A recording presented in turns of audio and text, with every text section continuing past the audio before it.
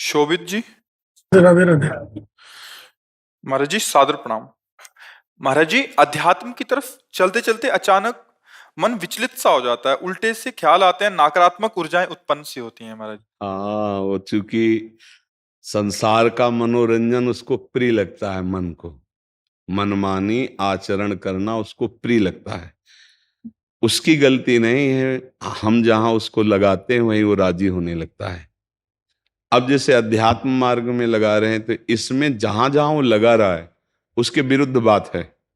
उसको भोग चाहिए, उसको हर इंद्रिय के मना खष्टान इंद्रियाणी प्रकृति स्थान कर सती, 5 ज्ञानेंद्रियों के द्वारा वो विषयों में विचरने का स्वभाव बना लिया है।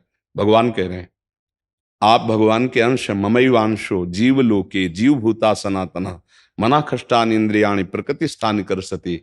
आप इस मन के भुलावे में आकर, मन भोगों के भुलावे में आपको फंसाकर ये सदैव अधीन रखा है।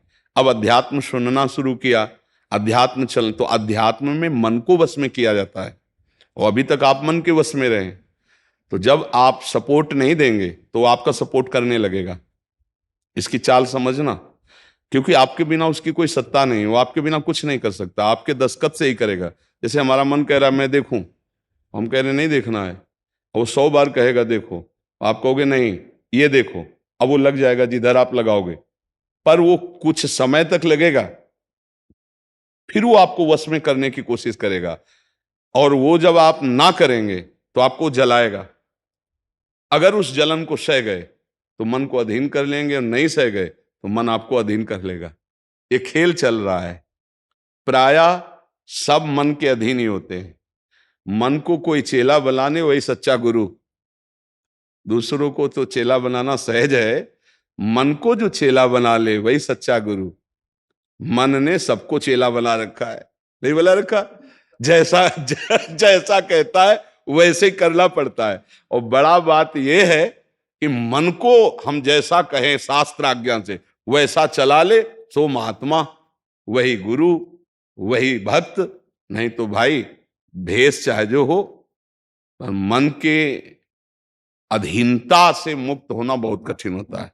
कोई बिरला मन को अधीन करके भगवान की प्राप्ति करता है। तो आप लोग उसी बिरले में हैं, क्योंकि अगर सत्संग मिल रहा है, साधु संग मिल रहा है और अध्यात्म की बातें सुन रहे हैं, अध्यात्म में चल रहे हैं, तो हम ये नहीं कह सकते कि हमारे ऊपर भगवान की कृपा नहीं। कृपा है, पर हमें विचलित नहीं होना। कम से कम ये बात आप स्वीकार करते हैं कि कभी कभी वो हमको गिराने की कोशिश करता है, अर्थात आपका बहुत सहयोग देने लगा है।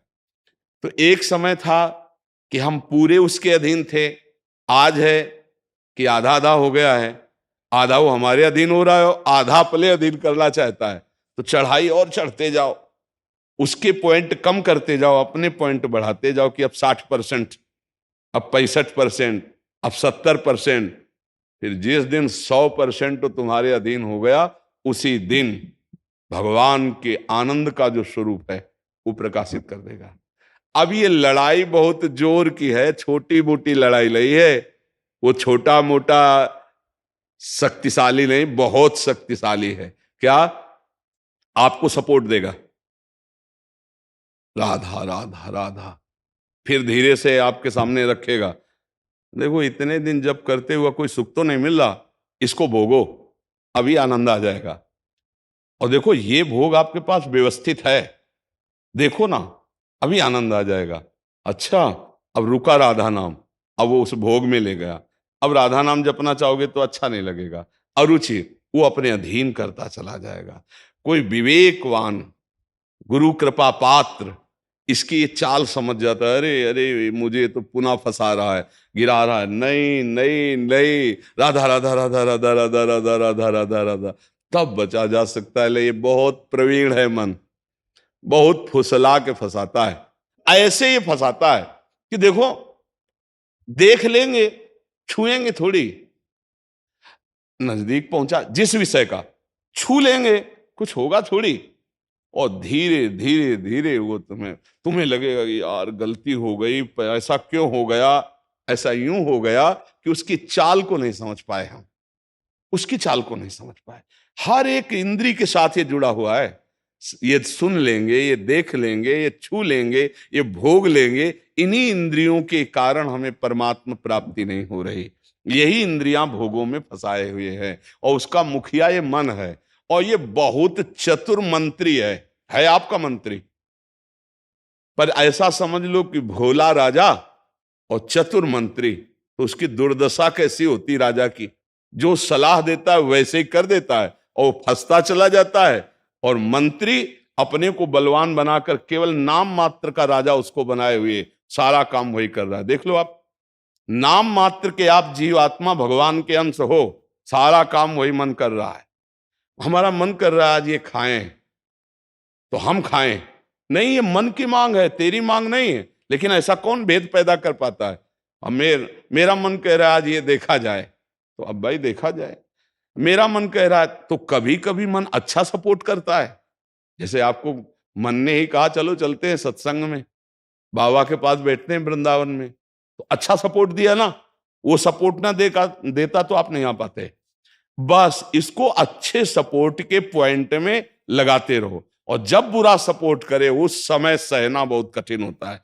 अगर मन ने ठान लिया कि अब ये करना है और आपने कह दिया ना, तो आपको जलाना शुरू करेगा। और उस जलन को जो सह गया, यम ही न व्यथ्यन्ते ते पुरुषम पुरुषर्षव सम दुखा सुखाधीरम स्वमृतत्वाय कल्पते, उस जलन को जो सह गया सो भगवान को प्राप्त करने की सामर्थ्य रख लेता है। बहुत कठिन है मन की जलन को सहना। बाहर के थप्पड़ सह जाना सही, लेकिन मन के थप्पड़ सहना बहुत कठिन, सबको गिरा देता है। इसका बहुत विचित्र बल होता है और इससे बचने का केवल एक उपाय है, नाम जप न छूटे और ये स्वीकार मत करो कि मुझे चाहिए। जैसे मन कह रहा है आज उस होटल में चलते हैं, अब रसेंद्री और मन एक हो गया है। अब आपको लगता है मेरी मांग है, तो बोले भाई आज मेरा मन कह रहा है यही, आज मेरा मन कह रहा है कि आज उस होटल का भोजन होना चाहिए। अरे तेरा मन कह रहा है, तू खुद कह रहा है, अब उसमें निर्णय करो सही है कि गलत। अगर गलत लग रहा है इसकी चाल तो आप मत जाओ। घर में रोटी दाल बनाओ, इसको अच्छा नहीं लगेगा, ये 100 बार कहेगा नहीं नहीं, तो आपको नहीं भाई आज तो यही खाना पड़ेगा। कल भले विचार करेंगे, कल विचार करेंगे आपकी बात पर आज नहीं, आज तो ऐसे बस में करना होता है। एक साधु के मन में आई कि खीर मिले, बहुत दिन से नहीं मिली, मन है कभी कुछ भी सोच सकता है, बहुत व्याकुलता हो गई, बस खीर खीर खीर। तो एक भगत के यहाँ गए, 10-5 गाय भैंस बंधी थी। उन्होंने कहा कि आपकी श्रद्धा है संतों पर। उन्होंने कहा महाराज आदेश कीजिए। तो बोले 10 संतों के लिए खीर बना सकते हो आप? बोले 20, घर का दूध है, हम 20 संतों के लिए बना देंगे। बोले हम 11 बजे आएंगे दोपहर के, आप बना के तैयार रखिए। वो अकेले आए तो उनका और संत, बोले और संत यही है सर। अकेले कमरे में बैठे 20 संतों की खीर, और कहा आप लोग बाहर हो जाइए, हम एकांत में पाना चाहते हैं। वो पाए तो भाई 20 संतों के लिए खीर बनी, मतलब 20 पेट भर जाए। तो अब पाए, फिर एकदम यहां तक हो गए तो उल्टी हो गई, फिर मिलाया उसी को। फिर मन कह रहा नहीं अब खीर नहीं चाहिए, बोले नहीं खाओ खाओ खीर खाओ। रोमांच हो गया, नहीं खाएंगे एकदम। तो बोले जिंदगी में खीर का नाम मत लेना, जिंदगी। तो या तो ऐसे उतरो, या तो ऐसे उतरो। इसको वश में करना बहुत अच्छा। एकदम विरोध भी नहीं कर सकते आप इसका, चल ही नहीं पाओगे। इसका विरोध भी एकदम नहीं कर सकते, सपोर्ट भी करना पड़ेगा। तो अच्छी बात में इसका सपोर्ट करो। अब कह रहा है जैसे हमें आज मीठा खाना है, ठीक है तुम्हारी मांग बुरी नहीं है। गए किसी अच्छी दुकान से लिया, ठाकुर जी को भोग लगाया, पा लिए, तो उसका सपोर्ट हो गया। अब वो बुरी बात कह रहा है, अब नहीं मानना है। उस समय जो जलन हो उसे सह जाओ, बस यही साधना का है। मन को अगर अधीन कर लिया तो बात बन गई। एक हम बार बार सुनाया करते कि मन मारिया तन बस में की ना, हुआ भरम सब दूर, बाहर से कछ दिखत नाई, अंदर चमके नूर। आपो त्याग जगत में बैठे नहीं किसी से काम, उनमें तो कछु अंतर नाई, संत कहो चाहे राम। वो गृहस्थी में भी है। आप एक पत्नी व्रत लिए हुए धर्म से आप चलते हैं, दूसरी किसी माता बहन की तरफ गंदी दृष्टि नहीं, धर्म से धन कमाते, परिवार का पोषण करते, नाम जब आप महात्मा है, आप सतमार्ग के पथिक हैं, क्योंकि आप अपने प्रवृत्ति धर्म से चल रहे हैं और एक निवृत्ति में अपने धर्म से चल रहा है, तो वो महात्मा है। ऐसा महात्मा का मतलब केवल वेश से नहीं होता, महात्मा का मतलब उस लक्षण से होता है। अगर आप भागवतिक लक्षण से हैं तो आप भक्त हैं, आप वैष्णव हैं, आप महात्मा हैं। तो मनुष्य जीवन का परम लक्ष्य है मन को अधीन करके परमात्मा प्राप्ति करना। अगर मन अधीन नहीं हुआ तो परमात्मा प्राप्ति में बड़ी बाधा खड़ी हो जाती है। नाम जप करते रहो, धीरे धीरे वो बल आता रहेगा नाम जप से कि आप मन को अधीन कर लोगे। नहीं तो पीछे वाले बैच में यही कह रहे थे कि जितनी जेल भरी है ये सब मन से ही भरी है। नहीं बोले ऐसा क्यों किया? बोले मन ने कह दिया, आप क्या करें, हम तो कहते थे नहीं करना, पर इस मन ने फंसा दिया। तो बोले 20 साल की सजा, अब भोगो जेल। मन की एक हरकत ने पूरा जीवन बर्बाद कर दिया, मन की एक हरकत ने फांसी पे चढ़वा दिया। वही मन की तो हरकत है। तो हमें लगता है बहुत होश में रहा जाए, ये जो मंत्री है सलाहकार मन, इस पर नजर रखी जाए कि इसकी गलत सलाह पे दस्तखत ना करो। और अगर आप इस स्वीकृति नहीं देंगे तो कुछ नहीं कर पाएगा, पक्का समझना। आपकी स्वीकृति से ही होता है जो कुछ होता है। आप जहां कह देते हैं कि चलो अच्छा ठीक है, बस फिर आपकी कोई गम नहीं है, वो आपसे करवा के मालेगा। इतना बलवान मन है, बड़े बड़ों से करवा लेता है। आप तो मान लो गृहस्थी में हो, जिसने आजीवन भगवान का मार्ग चयन किया है उसको भूल में डाल देता है, गलत मार्ग में ले जाता है। आप तो गृहस्थी में मान लो आपसे चूक होना स्वाभाविक है, क्योंकि प्रपंच माया प्रपंच में जिसने जीवन भर के लिए नियम लिया है उससे भी चूक करवा देता है। बड़ा विचित्र मन है। हाँ, अगर मन कहीं अधीन हुआ है तो भगवान का आश्रय लेकर और विवेक के द्वारा इसे अधीन किया जाता है। और विवेक ये बाजार में मिलता नहीं है, ये सत्संग से मिलता है। जैसे आप सुन रहे हैं, बिन सत्संग विवेक न होई और राम कृपा बिन सुलभ न सोई। सत्संग होता है भगवान की कृपा से और सत्संग से मिलता है विवेक, और विवेक से मन का शासन। निर्णय किया जाता है, तू गलत सलाह दे रहा है और मेरी मांग नहीं तेरी मांग है, मैं इसको रिजेक्ट करता हूं, नहीं पास करता हूं। बस वो कुछ नहीं कर पाए। पर इतना ज्ञान नहीं रहता भैया, जहां वो मन से आज गरम गरम कचौड़ी दाल की हो और फिर चटनी हो, फिर अब आप खोज करोगे कहाँ बन रही है, हम खरीद के खाए। मन ऐसे फंसा रहा है। आप देखो ना, अपने घर में सब भोग सामग्री है, लेकिन जिनका मन, जो भजन नहीं करते, जो सत्संग नहीं करते, उनका मन गंदे आचरणों में फंसा है। घर में वो सब भोग सामग्री है, धर्म पूर्वक भोग करके वो भगवान को प्राप्त कर सकते थे, लेकिन वो अधर्माचरण, कलह, अशांति घर में है और उनका मन कहां ले जाता है? गंदे गंदी जगह उनको फंसाए। ये मन की चाल है। आपके घर में है, धर्म पूर्वक भोग सकते हैं, लेकिन आपसे अधर्म करवाता है, पापाचरण करवाता है। आप विचार करो क्या है इन शरीरों में, क्या है या उन भोगों में क्या है? कितना भोगोगे? चाहे जितना भोग लो, कभी तृप्ति होने वाली नहीं। और धर्म से चलोगे तो एक दिन इनसे निवृत्ति हो जाएगी, तृप्ति तो नहीं, निवृत्ति हो जाएगी और आप प्रभु को प्यारे, प्रभु के प्रियजन बन जाएंगे। यही मनुष्य जीवन का लाभ है कि हम कमाई करने आए धर्म की, पुण्य की, नाम की, भगवान का नाम जप करके मंगल करने की, पर ये दिमाग में नहीं रहता और यही लगता है जितना धन हो जाए, जितनी भोग सामग्री हो जाए, खूब भोगे, मौज से जिए। पर अधर्म आचरण करने वाला कभी मौज से नहीं रह सकता। ये शब्द याद रखो, चिंता, भय, शोक, घबराहट और दुख, ये उसको कभी छोड़ेगा नहीं जो पाप कर्म करता है। अचानक बेमतलब की कल्पना भय की सवार रहेगी और धीरे धीरे वो मन डिप्रेशन में पहुंचने लगता है। क्यों? क्योंकि पापाचरण हो जाता है।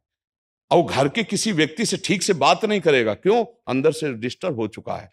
ये क्यों हुआ? बोले पापाचरण से हुआ। आज बहुत ज्यादा लोग डिप्रेशन में जा रहे हैं, बहुत ज्यादा लोग। इसका कारण जानते हो क्या है? यही मनमानी आचरण। मनमानी आचरण बचपन से शुरू हो जाता है, गंदा आचरण, गंदा व्यवहार, और वो दिमाग काम नहीं करता। एक प्रियता हमारे अंदर होती है कि कोई हमें प्यार करे, आप समझ ना। एक हमारे अंदर प्रेम की मांग होती है कि कोई हमें प्यार करे। नौ किशोर अवस्था में, जब यौवन अवस्था का, अगर उस समय हमें गलत संग मिल गया तो विक्षिप्त हो जाता है चित्त। अच्छा, प्यार कोई समझ पावे तो मुश्किल की बात है। प्रेम का निर्वाह तो सिर्फ भगवान करते हैं, या भगवान प्रदत्त ऐसा कोई दे दे जो प्रेम का निर्वाह करे। नहीं, अपने हृदय से जिसको हम प्रेम करते हैं और वो कहीं दूसरी जगह देख रहा है, अब विक्षिप्त हो जाएगा वो व्यक्ति, नहीं हो जाएगा। और ये प्राय बहुत तायत में हो रहा है। क्यों? क्योंकि पूर्व संस्कार बन गए। अच्छा, जैसे देखना, बॉयफ्रेंड गर्लफ्रेंड, ब्रेकअप, फिर बॉयफ्रेंड, फिर गर्लफ्रेंड। समझ रहे हैं क्या संस्कार पड़ रहा बच्चों के अंदर?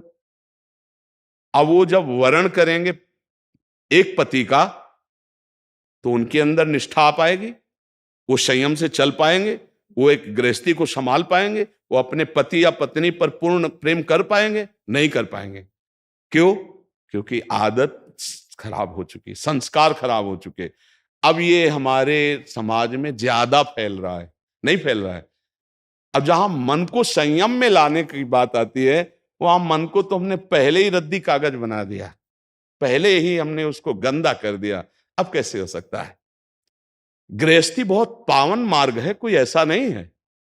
मान लो पवित्र शरीर दोनों के हैं और फिर धर्म से ग्रहण किया गया, तो वो फिर एक अच्छी गृहस्थी बनती है। अब पहले ही, इसलिए भाई बहुत संभालने की जरूरत। आप तो बड़े भाग्यशाली जो अध्यात्म में इस बात को समझ रहे, नहीं तो आज हमारा समाज थोड़ा गलत रास्ते की तरफ जा रहा है, गलत मार्ग है जिसको कोई समझ नहीं रहा। हमारे नवीन नवीन बच्चे, नवीन नवीन बच्चियां, नवीन नवीन भाई इस भूल में फंस गए कि ये सुख है और ये भोगना मतलब जीवन का लाभ है। नहीं नहीं नहीं, इसको धर्म के अंतर्गत रखा गया। देखो, हमारे शास्त्र में 4 पुरुषार्थ रखे गए: धर्म, अर्थ, काम, मोक्ष। काम कहां है? तीसरे नंबर पे है। पहले में क्या है? धर्म। और आखिरी में क्या है? मोक्ष।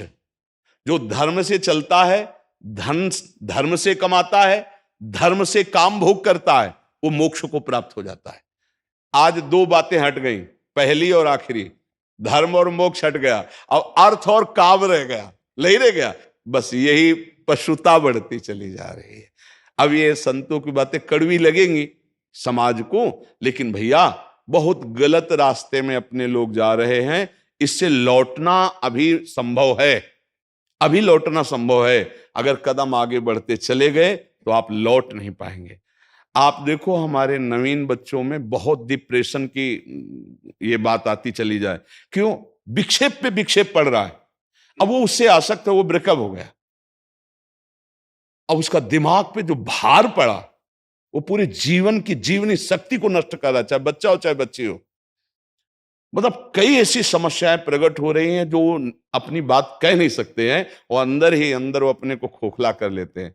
हमें लगता है कि माता पिता को, परिवार को इन समस्याओं से, बच्चों से जुड़कर उनको हटाना चाहिए, उनको शिक्षा देनी चाहिए, उनको ऐसा मित्रवत बल देना चाहिए जिससे उनकी मानसिकता उभरे। अगर ये छूट बनी रही, इसे कहा जाता है दोस्ती, लेकिन भारी दुश्मनी फैल रही है, भारी हमारे जीवन का नाश करने वाली वृत्तियां फैल रही।